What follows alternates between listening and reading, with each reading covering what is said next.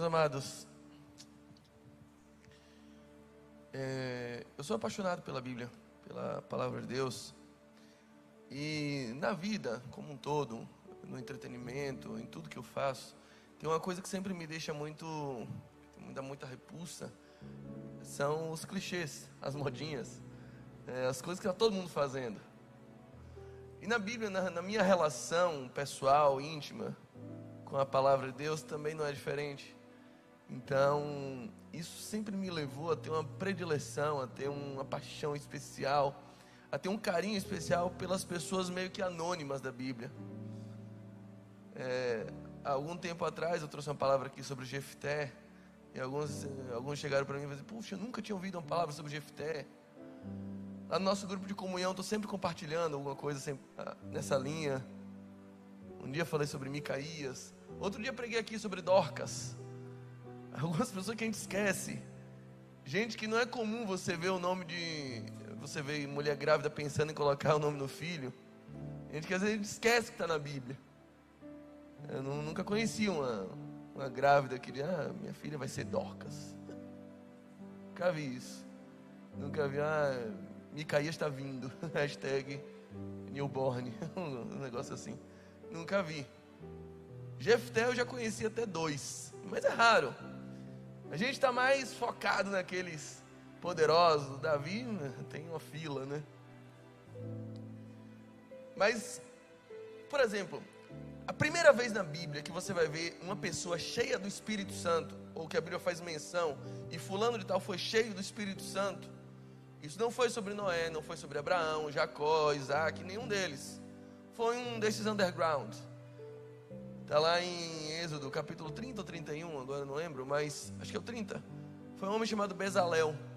Foi cheio do Espírito Santo para fazer uma obra de escultura, fazer um desenho, que foi usado depois no templo.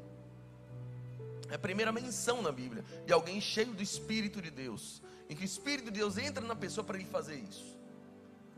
Então a Bíblia está cheio de pessoas ali meio escondidas, quase que anônimas, não tão famosas, mas que tiveram uma relevância muito especial na história do povo de Deus.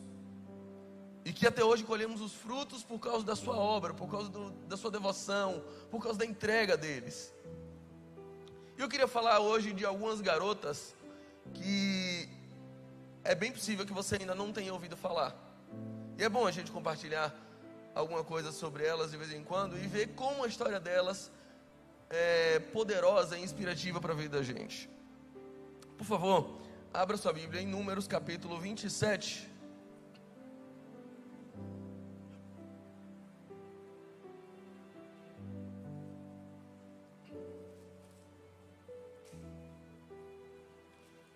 Números capítulo 27.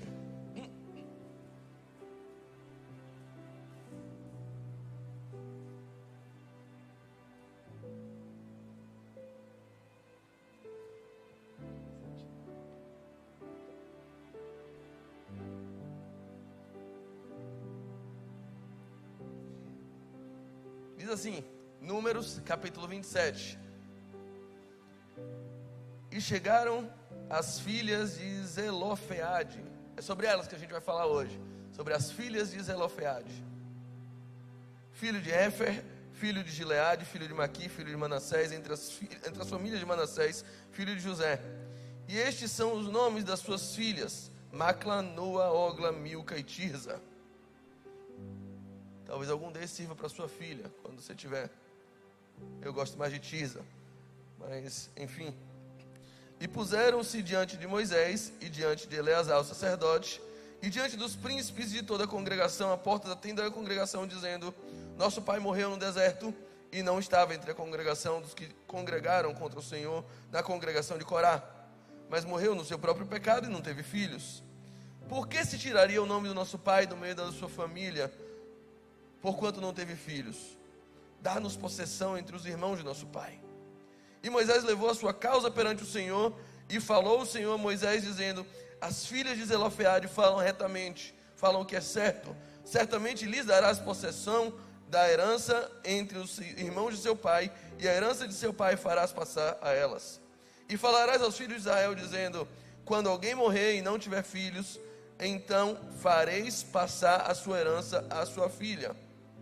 E se não tiver filha, então a sua herança dareis a seus irmãos. Porém, se não tiver irmãos, então dareis a sua herança aos irmãos de seu pai. Se também seu pai não tiver irmãos, então a sua herança dareis a seu parente, àquele que lhe for o mais chegado da sua família, para que a possua.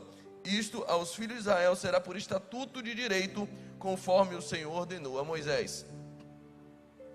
Essas garotas, quase que invisíveis na Bíblia, que às vezes a gente lê, faz o ano bíblico, faz a leitura, passa voando por elas e não percebe a importância delas, foram as primeiras pessoas a criar o que chamamos de jurisprudência dentro de Israel. Uma jurisprudência é um precedente, é uma decisão que alguém toma e que serve de modelo para decisões futuras. Elas estão diante de uma situação que juridicamente parecia um mato sem cachorro, o que alguns podem chamar de brecha na lei. Eu não gosto muito dessa expressão porque ela juridicamente não faz muito sentido. Mas elas trazem aqui uma interpretação que comove o coração do próprio Deus e coloca Moisés e toda a congregação para pensar e reformar o modo como eles encaravam o que era a lei de Deus. A partir disso, se firma uma jurisprudência. Esse julgamento dessa causa que elas trazem serve de modelo para todo e qualquer julgamento futuro que envolva o mesmo assunto. Isso é uma jurisprudência. Essas mulheres foram as primeiras a formar uma jurisprudência conforme a lei de Deus em Israel. 5 meninas solteiras, virgens, provavelmente, talvez, até adolescentes, se deparam com uma situação terrível na sua casa. Seu pai morre. E diante do cenário proposto, do ponto de vista legislativo, o cenário de lei até então vigente, a morte de seu pai significaria também a sua mendicância.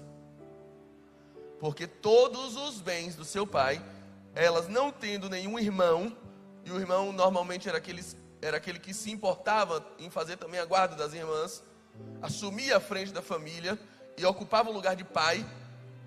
Agora seria dado talvez aos irmãos do pai dele, que não tinham qualquer compromisso imediato com a vida delas, porque talvez tivessem seus próprios filhos e filhas. A morte do pai delas, dentro do cenário legislativo aqui, até porque a lei de Israel não previa a herança a filhas e somente a filhos, o pai delas não tendo deixado filhos, homens, agora estava deixando elas, além de órfãos, também sem qualquer patrimônio. Era uma situação consolidada, era uma situação prevista em lei, e a lei de Deus. Era uma situação em que aquelas mulheres aparentemente não tinham outra escolha a não ser baixar a cabeça, se resignar e contar com a benevolência, com a ajuda de outras pessoas, que de vez em quando podiam dar uma esmola, ou de alguém que viesse casar com elas para tentar remi-las daquela situação. Elas estavam perdidas. Elas estavam perdidas. E o que fazer? Algumas coisas nesse relato, na vida delas, nos enchem de esperança e nos dão algumas diretrizes fenomenais de como a gente deve agir na nossa vida. Porque todo mundo, em algum momento da sua vida, passou ou passará por situações aterrorizantes, em que você olha para o espelho, puxa seus cabelos, chora e diz: meu Deus, eu não tenho o que fazer, eu estou perdido. Eu não sei se você já passou uma situação assim, em que você se deparou com uma situação insolúvel, em que você diz: eu estou perdido, eu não sei o que fazer diante desse problema. Infelizmente, o mundo que nós vivemos é o mundo do choro amargo, que por vezes nos oferece esse tipo de ciclones, de furacões, que jogam a nossa vida do dia para a noite, de cabeça para baixo, e deixam a gente completamente atordoado, sem saber o que fazer. E agora? Não sei se alguma vez o sentimento do e agora já te deixou completamente angustiado, já tirou seu sono, já tirou sua paz, já tirou sua vontade de fazer outras coisas. E aí muita gente se entrega, muita gente deita numa cama e diz: eu não tenho força. Muita gente faz como o profeta Elias fez, se joga no meio de um deserto e diz: Deus, agora tira a minha vida, porque eu não sou melhor do que meus pais. outros se entregam a uma vida de choro, aceitam a derrota, mas não aquelas meninas. A primeira coisa que elas nos ensinam é: querido, espere o pior do mundo. Não espere que esse mundo tão cruel do jeito que é, perdido e que jaz no maligno, não espere que a humanidade vai abraçar sua causa. Não espere que outras pessoas vão se compadecer de você. A primeira coisa que elas nos ensinam é: no meio da sua angústia, no meio da sua tragédia, no meio do pior dia da sua vida, levante-se e lute.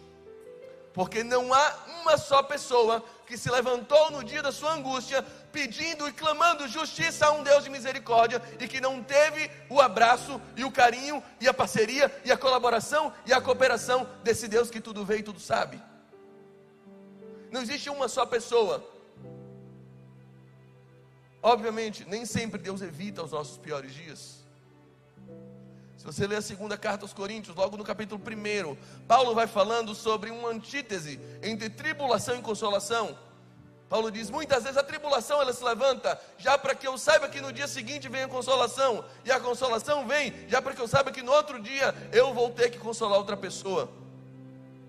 E ele vai falando sobre isso, e aí chegou um ponto em que ele diz, logo no capítulo 1 da segunda carta aos Coríntios: portanto, irmãos, eu não quero que vocês ignorem a tão grande tribulação que nos sobreveio na Ásia. Tribulação essa que era muito pior do que a nossa capacidade de suportar. Certamente você já aprendeu em algum momento da sua vida que Deus não dá lutas que não podemos carregar. Mas eu digo para você que isso não sustenta a luz da Bíblia. Deus permite o tempo inteiro que lutas maiores do que a nossa capacidade de suportar venham. Exemplo disso é a morte. Nós o tempo inteiro estamos sendo afrontados por lutas maiores do que a nossa capacidade de suportar. Deus não permite que tentações maiores do que a nossa capacidade de suportar sobrevenham, porque junto com a tentação Ele também dá o escape. A tentação é aquilo que nos coloca diante de uma situação que prova o nosso caráter, para que a gente vá e avance sobre ela, ou para que a gente recue em prol de um bem maior. Isso é uma tentação. Aquela situação pecaminosa que se levanta no seu ambiente de trabalho é uma tentação resistível. Toda e qualquer tentação é resistível à luz da Bíblia. As seduções da vida, todas elas são resistíveis. Basta você pensar que você pode talvez estar trocando algo perene, duradouro, algo por uma vida inteira, por 5 minutos de prazer. Se você começa a raciocinar como gente grande, como adulto, você percebe que aquilo é resistível, sim. Mas lutas, provas, tribulações, muitas delas são muito mais fortes do que a sua capacidade de suportar. O tempo inteiro. E Paulo diz isso. Não ignorem. Sobrevieram lutas maiores do que a nossa capacidade de absorver. E ele vai dizer no versículo seguinte que isso tudo aconteceu para que aprendêssemos a confiar não em nós, mas no Deus que inclusive ressuscita mortos. Essas situações te lembram da sua finitude, te lembram da sua pequenez, te lembram de como você é fraco, mas imediatamente também te lembram de que você é fraco, mas Ele é forte, de que você não pode, mas Ele pode. Você não consegue, mas Ele consegue por você. E aumenta o nosso senso de dependência. Aquelas meninas não tinham mais ninguém a quem recorrer, e não ficaram esperando que outra pessoa se compadecesse delas. Elas levantaram e foram, entre aspas, enfrentar Moisés, o líder, Eleazar, o sacerdote, e toda a congregação à porta da tenda. Elas foram lá e disseram: queridos, isso não é justo. Isso não é justo. Não está na lei, mas não é justo. Não é razoável que a gente padeça. Não é razoável que o nome do nosso pai seja esquecido. Não é razoável que a nossa terra, que custou o suor do nosso pai, que custou uma vida de trabalho, seja agora dada a outra família, e pior, talvez até a outra tribo. Porque essa terra, se sair do nosso controle, pode ser dada a outra tribo, e vai pegar para todo mundo. Vai ter uma tribo com mais terra do que outra tribo. Elas usam um argumento muito bom. Elas usam o argumento da coletividade. O que pegar para mim, pega para todo mundo. Se essa jurisprudência caminhar nessa linha, a gente vai ver daqui a pouco uma tribo com muita terra, outra tribo com pouca terra. Então deixa ela aqui com a gente. Elas se levantam, elas vão em busca, elas não se acomodam, elas não esperam que alguém ajude. Por mais que fosse óbvio que alguém tinha que ajudar essas meninas. Não. Elas entenderam, o mundo é de fato de pessoas egoístas. Mas há um Deus justo, fiel e verdadeiro que olha pela minha causa. E é nele que eu vou me amparar. O meu principal argumento é Ele. Elas vão confiantes de que há um Deus cujos olhos são como 7 chamas de fogo que ardem em nosso coração e que tudo vê e que tudo sabe. E que não perde o controle ainda que nós percamos. Ele não perde. Ele continua controlando tudo. Essa é a primeira coisa que a gente vê nesse texto. E a postura dos outros também nos ensina muito. Quando Moisés vê aquilo, ele podia de cara dizer: não posso fazer nada, está escrito. Mas ele vai a Deus. Eu pedi uma coisa: se você veio com alguém da sua família, segure na mão dela agora. Não pegue na mão de nenhum estranho, não. Não sei se você sabe, mas estamos em pandemia ainda. Mas vamos lá. Aperte agora. Você está sentindo a mão da outra pessoa aí? Mentira, você está sentindo só a sua mão. Você sabe se a pessoa está sentindo dor ou não? Pode soltar. Você consegue saber se a pessoa está sentindo dor ou se ela tomou anestesia antes de vir? Você sabe se ela está com a mão com calafrio, se ela está com formigamento? Você consegue saber? Não, você não consegue saber. Então tudo que você consegue saber é que tem uma mão tocando a sua mão. É só o que você sente. Você só sente a sua dor. Não ache que você tem como saber qual é a dor da outra pessoa. Você não tem. Você não sabe que nível de tolerância à dor a outra pessoa tem. Você não sabe. O grande ensinamento que Moisés nos dá aqui é que nós não temos como saber o que o outro está passando. Para a gente aqui é óbvio, gente, alguém tem que ajudar essas meninas. Para aquele tempo não era. Para aquele tempo é óbvio, elas não têm direito. A gente acostumou no mundo de hoje. Óbvio, a gente está vivendo também uma era de pós-modernidade, de tudo, uma geração que crê em muitas facilidades e que tem dificuldades com negativas da vida. Mas a gente acostumou a colocar um apelido em toda dor que não dói na gente. Como é o nome disso? Mimimi.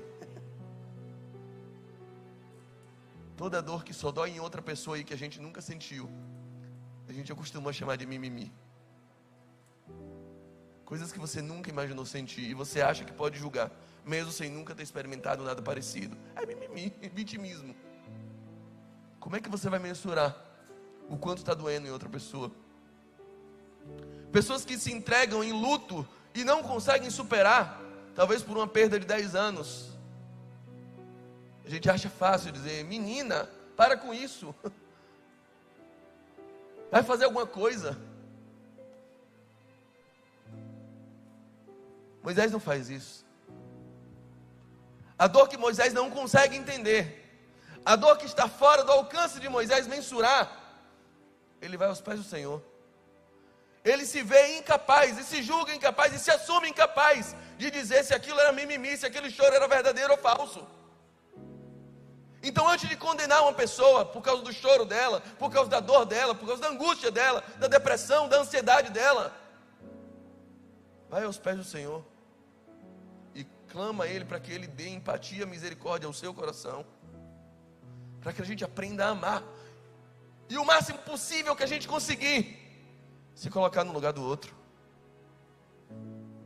tentar ao máximo se imaginar naquela situação, tentar ao máximo se aproximar do que seria a sua vida se você também tivesse perdido o pai, Será que você também não estaria clamando misericórdia?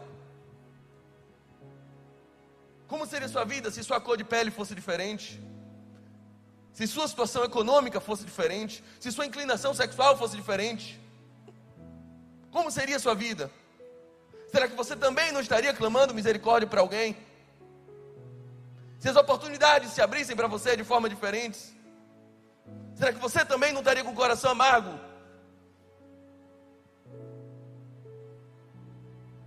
Moisés nos ensina a voltar o nosso coração para Deus, diante de uma luta que a gente não tem como mensurar, porque só dói no outro.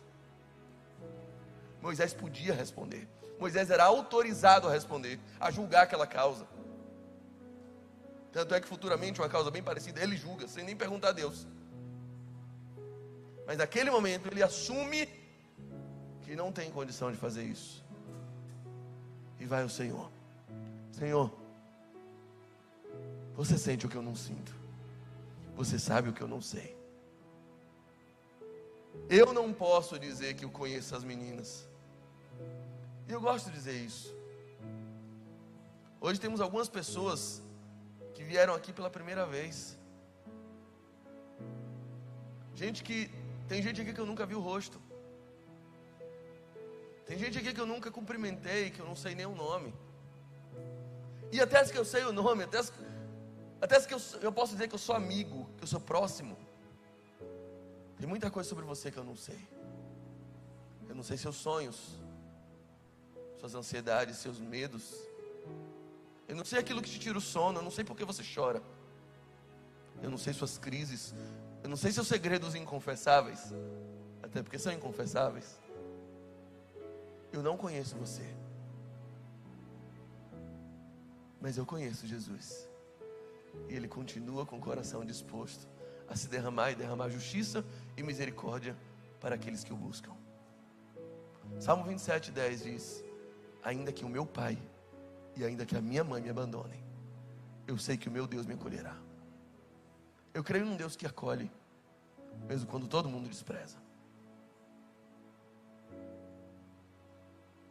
Moisés foi a esse Deus que entendia algo que ele não podia entender, que sabia julgar o que ele não conseguia, que tinha uma ciência onde a burrice deles barrava.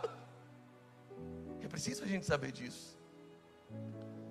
Que muitas vezes precisamos ir aos pés do Senhor, precisamos nos encher do Espírito, precisamos nos espiritualizar para resolver certas demandas da nossa vida que a gente acha que já sabe demais e já condenou uma pessoa. Moisés não faz isso. A terceira coisa que essa situação aqui nos ensina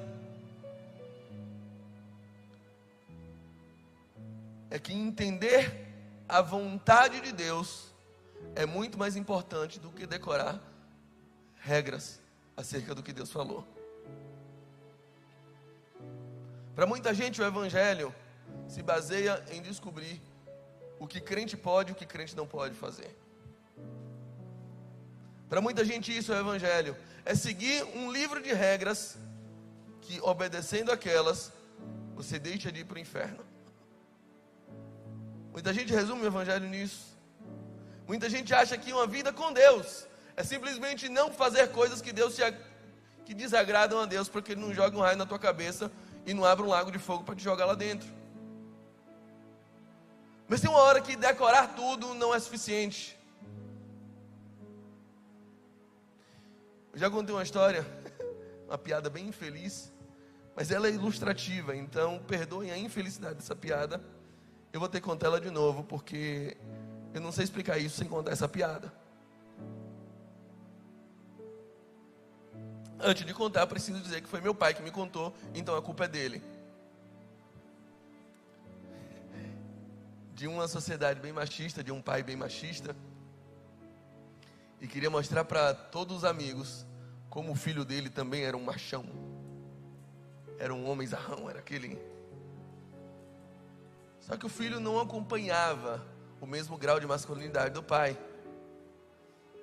E aí um dia, no meio de todos os amigos, o filho chega de uma forma bem naquela sociedade constrangedora e diz: pai, me dá um pouco de café. E o pai leva o filho para o quarto e diz: você não vai me envergonhar assim, você vai aprender a falar como homem. fala grosso. A gente vai lá no bar e você vai aprender a pedir café com nem homem. Diga agora, garçom, me dá um pouco de café. E o filho vai tentando, né? Tentando engrossar a voz, tentando falar daquele jeito que o pai exigia. E às vezes sai torto. Garçom, me dá um pouco de café. Ele não consegue. Ele vai tentando e fala 25, 30, 40, 50 vezes até que ele consegue. Garçom, me dá um pouco de café. Agora está pronto. Vamos lá no bar e todo mundo vai ver quem é meu filho. Ele leva o filho no bar. E quando ele chega lá, ele fala grosso. Bate na mesa e diz: garçom, me dá um pouco de café. E o garçom, todos os amigos do pai olham. Menino, eu acho. O garçom faz: tá bom. Você quer com leite ou sem leite? A menina: ai pai, isso eu não ensaiei.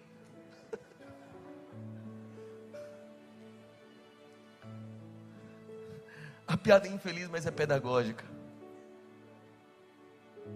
Tá, eu estou falando de um contexto machista, de um contexto, inclusive homofóbico. Esquece isso. O que eu quero dizer é que sempre vai haver uma situação em que você não ensaiou.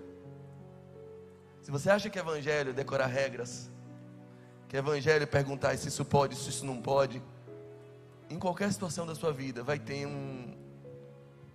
uma brecha que você não previu, que você não ensaiou. Por isso que evangelho não é sobre isso. Evangelho é entender qual é a vontade do Pai para nós. O evangelho vai além de leis. O evangelho vai além de normas. O evangelho vai além do pode ou não pode. Tanto é que Paulo vence isso quando fala em 1 Coríntios capítulo 6. Você quer saber o que é lícito? Tudo é lícito. Pronto, tudo é lícito. Mas nem tudo me convém. A gente tem que sair dessa infantilidade cristã. Se meu filho me perguntar: papai, faca pode ou não pode? Eu vou dizer: depende. Para cortar seu dedo não pode, para cortar carne pode. Papai, atravessar a rua pode ou não pode? Depende, se vier carro não pode, se não vier carro pode. Sabe, a gente precisa aprender, não só decorar regrinhas, mas aprender a interpretar a vida como filhos maduros do Pai. Porque a criação está ardendo em expectativa pela manifestação dos filhos maduros de Deus. Mas a gente se recusa a crescer. A gente ainda está preocupado se tatuagem pode ou não pode. Se tomar bebida alcoólica pode ou não pode. A gente está preocupado com isso. Porque no fundo, a gente quer saber até onde a gente pode ir sem que Deus me mande para o inferno. Pergunta que eu sempre recebo: Saulo, o dízimo é do líquido ou do bruto? Ah, cara, eu sei lá. O que esse cara quer saber? Qual é o mínimo que eu tenho que dar para Deus sem que Ele me mande para o inferno? Pronto, é isso. Pergunta infantil: posso sair ou não posso sair, papai? Pergunta de criança. A gente ainda está estacionado nesse evangelho de criança. Do pode, do não pode. Do posso sair, do não posso sair. Do posso beber, não posso beber. Eu posso fazer uma tatuagem, não... Pode fazer tatuagem? Eu sei lá. Se for carpe diem no cóccix, não pode, é ridículo. Se for infinito na nuca, não pode. É feio. Às vezes eu vi um menino com um código de barra tatuado no pescoço. Eu peguei: ô filho, não que eu tenha a ver, desculpa, mas qual o significado disso? Ele olhou para mim e disse: eu sou um produto do sistema. Isso não pode.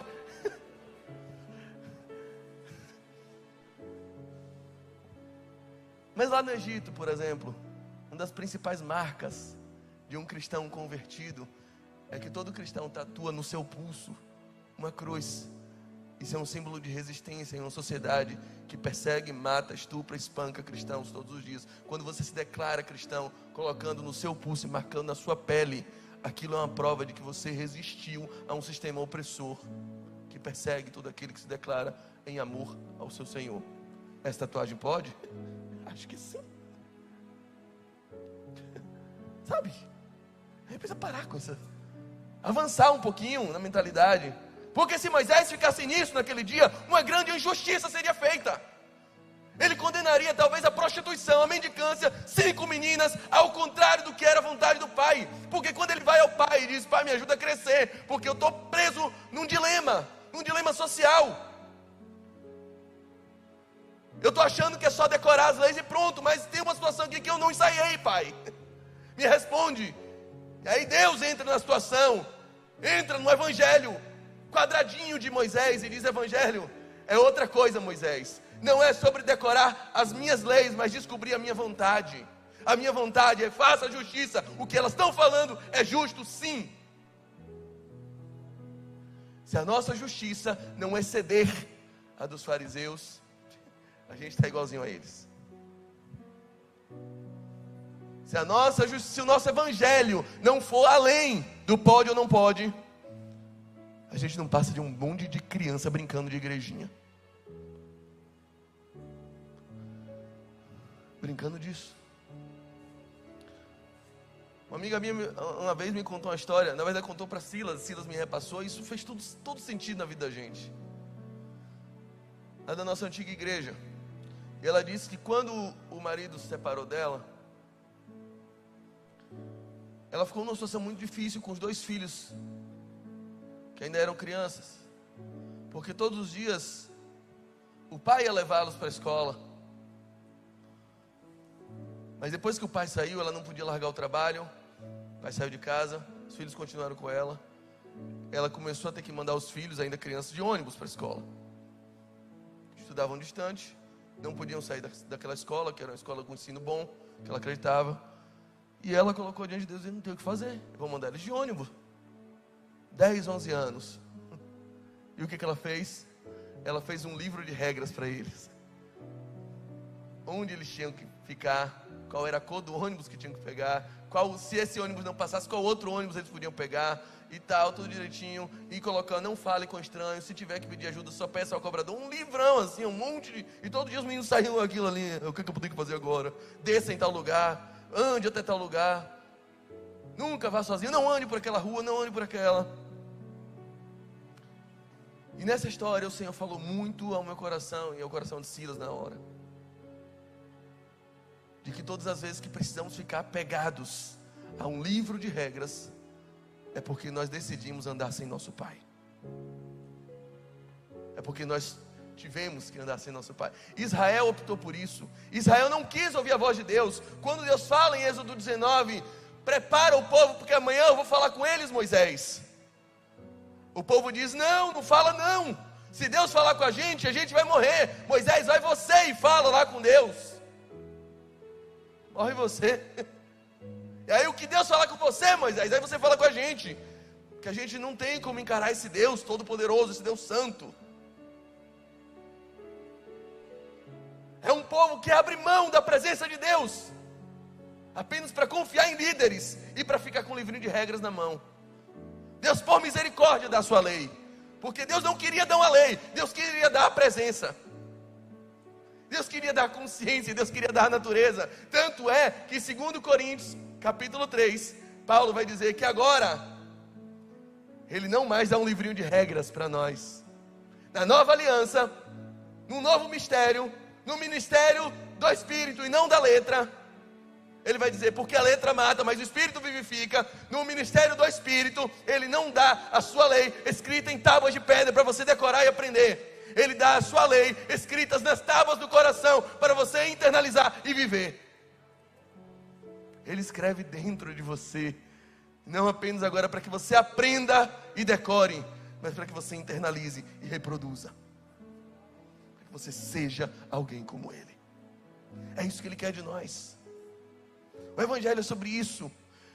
É sobre aprender e assimilar a natureza dEle, e não só regras dEle. Para você viver como Ele vivia.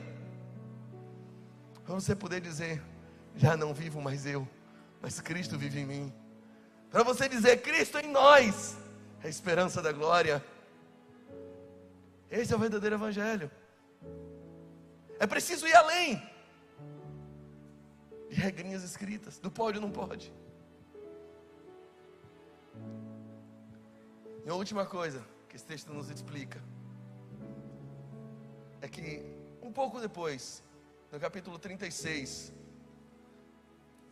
você vai ver aquela mesma congregação e os homens daquela tribo de Manassés chegam para Moisés. Elas estão um pouquinho mais velhas. Dizem: Moisés, você lembra aquele caso das filhas de Zelofeade? Aquelas meninas que mudaram a jurisprudência aqui de Israel. Moisés: lembro. Está chegando a hora delas casarem. Vocês lembram que elas receberam a bênção, né? Lembro. Vocês lembram qual foi o argumento que elas deram? Lembro. Que se elas perderem, perde a tribo inteira. Bem lembrado. Se elas perderem, todo o povo perderia. Tem uma outra situação agora. Está na época delas casarem. Se elas casarem com homens de outra tribo, a gente continua perdendo. E aí, Moisés? Moisés agora entende o que era da vontade do Senhor. Ele não precisou mais orar, não precisou: Deus, responde aí. Não. Conforme o que o Senhor já tinha falado com Moisés. Moisés se apegou à palavra de Deus, aquilo que Deus já tinha falado com ele. Porque Deus não é Deus de duas palavras. Nosso Deus não é incoerente. Nosso Deus não é contraditório. Amém? Moisés se apegou àquela palavra e disse: se antes elas falavam com justiça, elas falavam que é certo, agora vocês também falam que é certo. Elas não podem mesmo casar com um homem de outra tribo. O argumento que elas citaram para receber a bênção também é um argumento válido para limitar elas dentro do campo da bênção. Palavras do tio Ben, do Homem-Aranha: um grande poder também te dá uma grande responsabilidade. Nós somos responsáveis pelas bênçãos que recebemos, responsáveis pelo favor de Deus que recebemos, e tudo isso que vivemos em Deus também nos limita. Nos limita a um sentimento coletivo. Quando eu entrei no curso de teologia, eu li um livro me marcou muito. O livro O Discípulo, do pastor Juan Carlos Ortiz. Um livro maravilhoso. Esse livro fala da vida do que é um discipulado com Deus. Discipulado com Deus é algo sensacional. É como um homem que encontra uma pérola de grande valor. E no dia que ele encontra essa pérola, ele sabe que precisa adquiri-la, porque a vida dele já não faz mais sentido se ele não tiver aquela pérola. E ele vai ao homem, o dono dessa pérola, e pergunta: quanto é que ela custa? E o homem diz: ela não tem um preço fixo, ela sempre custa tudo. Como assim tudo? É tudo. Mas vai custar tudo? Ele diz: vai custar tudo. Aí ele abre a carteira e diz: pronto, está aqui. É todo o dinheiro. Não, é o cartão também, com a senha do cartão. Puxa. E a carteira também, pode deixar aqui. É tudo. Aí ele: sério? E rapaz, como é que eu vou pagar o estacionamento? Estacionamento o quê? Não, meu carro está no estacionamento. Carro, você disse carro, é tudo. Me dá o carro também. Então eu vou ter que voltar para cá de moto. Você disse moto? É tudo. Ele: rapaz, vou ter que vender as joias da minha esposa. Você falou joias? É tudo. Como é que eu vou explicar isso à minha esposa? Você falou esposa? É tudo. Como é que eu volto para casa agora? Você falou casa? É tudo. Vou ficar só com a roupa do corpo. Você disse roupa, você disse corpo, é tudo. É tudo meu agora. E aquele homem toma tudo e diz: agora toma aqui essa pérola. Ele pega a pérola. E aquele homem que entrega a pérola disse: e eu vou também te dar tudo isso que você me entregou como pagamento. Vai ficar em suas mãos. Mas a partir de hoje, você vai saber que tudo isso me pertence. E na hora que eu quiser, eu vou tomar isso de você. Isso é o Evangelho. É saber que tudo é dele. E que se estamos administrando, é porque somos mordomos a quem ele confiou. Quando Deus tirou o povo do Egito, daquela escravidão, eu nunca vi isso, mas o povo saiu da escravidão de 430 anos e Deus entregou todo o ouro do Egito na mão dos escravos. O povo sai cheio de ouro na mão, depois de 430 anos de escravidão. O Egito entregou, todo mundo: toma aqui esse ouro, só vão embora. Nós não podemos com esse Deus, vão embora, está tudo com vocês. Deus de propósito faz isso. Entrega todas as bênçãos, todas as riquezas do inimigo nas mãos deles. E Deus tinha um plano para aquele ouro. Quando Moisés sobe no monte, Deus revela que aquele ouro serviria para a confecção de um lugar de comunhão entre Deus e o povo. Você vai construir um tabernáculo, onde eu vou me revelar, onde eu vou manifestar o meu poder, onde vocês sentirão minha presença, onde vocês ouvirão a minha voz, onde vocês serão um tabernáculo, serão uma congregação, onde vocês viverão intimamente comigo. Mas Deus tinha esse plano, enquanto o povo tinha outro plano. O povo se apegou tanto a Moisés, ao líder, que quando Moisés saiu, o povo já não sabia o que fazer. O povo endoidou. E aí pegou todo o ouro, ou boa parte do ouro, e construiu um bezerro para que fosse adorado. Eu vou dizer uma coisa para vocês. As bênçãos ou as riquezas que Deus nos entrega aqui nessa terra, elas não são bênçãos para o seu deleite. Elas são recursos para que você use para a glorificação do nome de Deus em sua vida.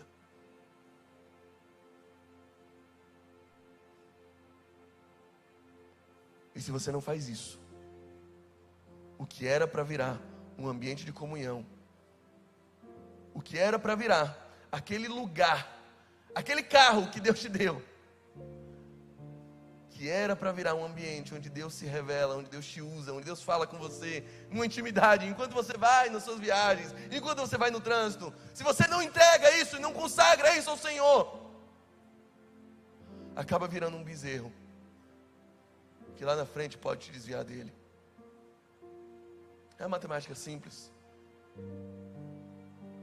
Então não há problema nenhum em o crente ter riquezas. O problema é quando as riquezas te têm. Isso é o problema. Aquelas meninas aprenderam naquele dia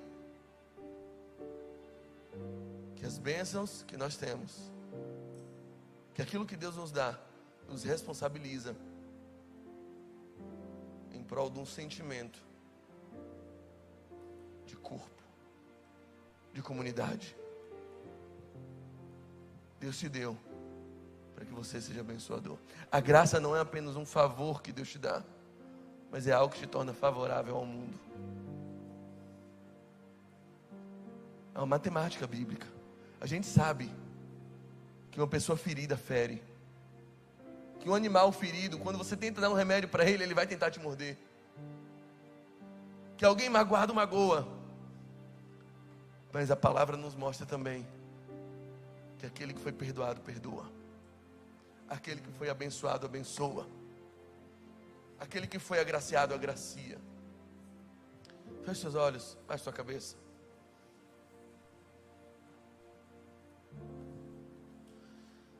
E ore a Deus, para que essas anônimas, para que o exemplo tão poderoso dessas meninas, possa te tornar alguém mais maduro. Daqui a pouco a gente vai partir o pão. Daqui a pouco a gente vai viver experiência de ceia. E poucas coisas são tão convidativas à maturidade e ao Evangelho quanto a ideia de partilhar, quanto a ideia de não transformar bênçãos em bezerros, em ídolos. E o que será que Deus te deu e que você talvez esteja idolatrando tanto? Ou o que será que Deus ainda não te deu? Porque Ele sabe que no dia que Ele te entregar, Ele perde você para isso. Quem sabe é isso que tem atrasado a porta de concurso para a qual você já se preparou.